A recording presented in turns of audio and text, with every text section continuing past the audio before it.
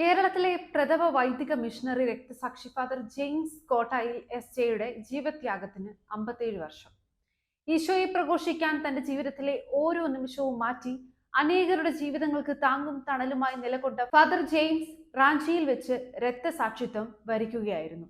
തന്റെ 52 വർഷം നീണ്ട ജീവിതയാത്രയിൽ അനേകം ആദിവാസികളെയും സാധാരണക്കാരെയും കൈപിടിച്ചുയർത്തുവാൻ അദ്ദേഹത്തിന് സാധിച്ചു.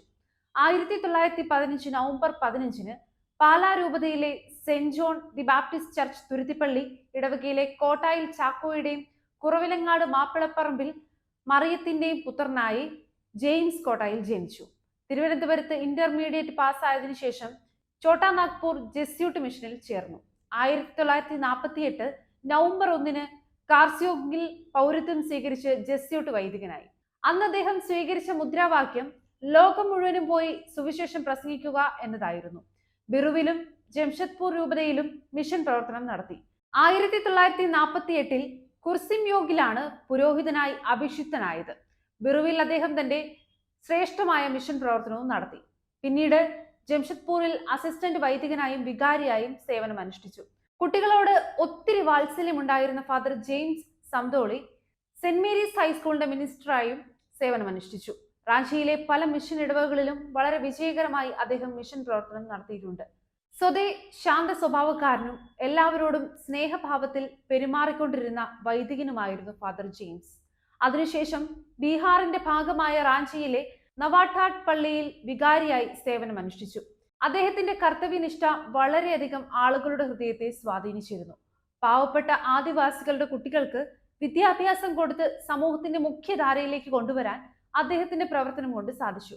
ആദിവാസികളുടെ ഇടയിൽ കോഓപ്പറേറ്റ് ബാങ്കിംഗ് സിസ്റ്റം കൊണ്ടുവന്ന അവരെ സമ്പാദ്യശീലം പഠിപ്പിച്ചു. ഇത് ആ പ്രദേശത്തെ പാവപ്പെട്ടവരുടെ ഉന്നമനത്തിന് കാരണമായി.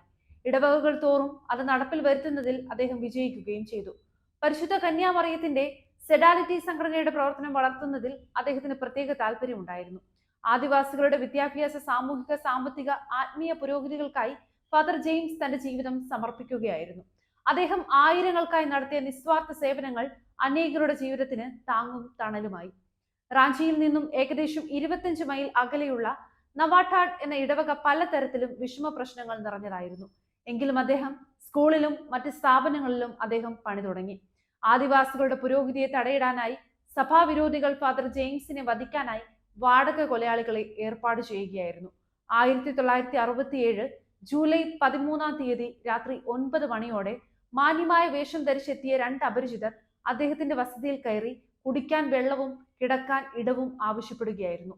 വെള്ളം കുടിച്ച ശേഷം കിടക്കുന്നതിനായി അച്ഛൻ നിർദ്ദേശിച്ച സ്കൂളിലേക്ക് പോയി. ഏകദേശം 1 മണി കഴിഞ്ഞപ്പോൾ അവർ തിരിച്ച് പള്ളിമുറിയിലേക്ക് വന്നു. ഇതറിഞ്ഞ ഫാദർ ജെയിംസ് വിവരം അന്വേഷിക്കാനായി കതക് തുറന്നതും അക്രമികൾ അദ്ദേഹത്തെ കടന്നാക്രമിച്ചതും ഒന്നിച്ചായിരുന്നു. ദീനരോധനം കേട്ട് അടുത്ത മുറിയിൽ ഉണ്ടായിരുന്ന ബ്രദർ തോമസ് ഉറക്കമുണർന്ന് കൂട്ടമണിയടിച്ചു. ആളുകൾ ഓടിക്കൂടി. അപ്പോഴേക്കും ആ അക്രമികൾ കടന്നു കഴിഞ്ഞിരുന്നു. അഗാധമായ 13 മുറിവുകളേറ്റ് നിലംപതിച്ച അദ്ദേഹം രക്തത്തിൽ കിടന്ന് പിടയുകയായിരുന്നു. ഓടിക്കൂടിയ ജനങ്ങൾ അദ്ദേഹത്തെ ഒരു കട്ടിലിലെടുത്ത് 3 മൈൽ അകലെ ബസ് സ്റ്റാൻഡിലേക്ക് നടന്നു. അവിചാരിതമായി അവിടെ ഉണ്ടായിരുന്ന ഒരു ബസ്സിൽ കയറ്റി 7 മൈൽ അകലെ ഉണ്ടായിരുന്ന ഹോളി ഫാമിലി ഹോസ്പിറ്റലിൽ രാത്രി 1:30 മണിക്ക് എത്തിച്ചു. പല ഡോക്ടർമാരും മലയാളി നേഴ്സുമാരും കിണഞ്ഞു പരിശ്രമിച്ചിട്ടും ആ മിഷണറിയുടെ ജീവൻ നിലനിർത്താൻ ആയില്ല.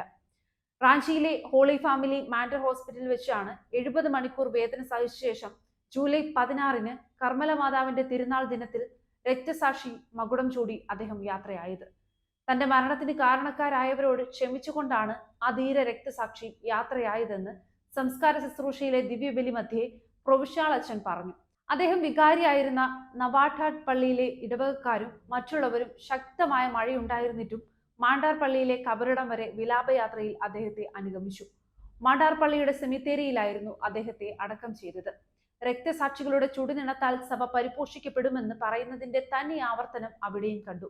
അക്രൈസ്തവർ മാത്രമുണ്ടായിരുന്ന റാഞ്ചിയിലെ ഈ പ്രദേശങ്ങളിൽ ഇന്ന് ധാരാളം ക്രൈസ്തവരുണ്ട്.